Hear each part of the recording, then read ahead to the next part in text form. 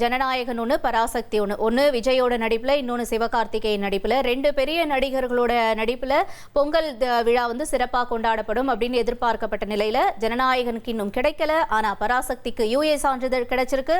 விவரங்களோட செய்தியாளர் மணிகண்டனும் தொடர்ந்து நம்மோட இருக்காரு. மணிகண்டன், இப்ப இந்த படத்துக்கு முன்னாடி இருந்த நிபந்தனைகள் என்ன, இப்ப இந்த படத்துக்கான யூஏ சான்றிதழ் கொடுக்கப்பட்டதுக்கான காரணத்தையும் நீங்க தெளிவா பதிவு செய்யலாம்.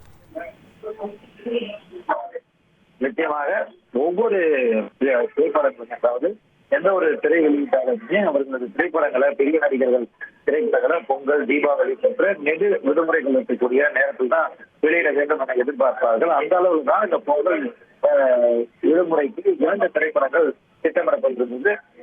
படத்துடைய பூஜை தொடங்கும் முன்பே பொங்கலுக்கு தான் இது வெளியிட போகிறது என அறிவிப்பு வெளியாக இருந்த நிலையில ஜனநாயகன் தீபாவளிக்கு வெளியிடப்படும் என்று தெரிவிக்கப்பட்டு பின்னர் பொங்கலுக்கு மாற்றப்பட்டது. நிலையில ஜனநாயகனுக்கான பிரச்சனைகள் முடியாத நிலையில் பராசக்திக்கான சான்றிதழ் என்பது தற்போது வழங்கப்பட்டிருக்கிறது. 1,25,00,000 மனங்களை வென்ற தந்தி டிவி யூடியூப் சேனல். தவிர்க்க முடியாத தம்ப்நெயில்ஸ், கலக்கலான கான்டென்ட்ஸ். நீங்களும் இந்த குடும்பத்தில் இணைய இப்பவே சப்ஸ்கிரைப் பண்ணுங்க. அசுரபலம் கொண்ட எங்கள் டிஜிட்டல் கரங்களில் உங்கள் விளம்பரங்களை சேர்க்க வாட்ஸ்அப் பண்ணுங்க. 8939888378. Email advtthanditv@dttv.in.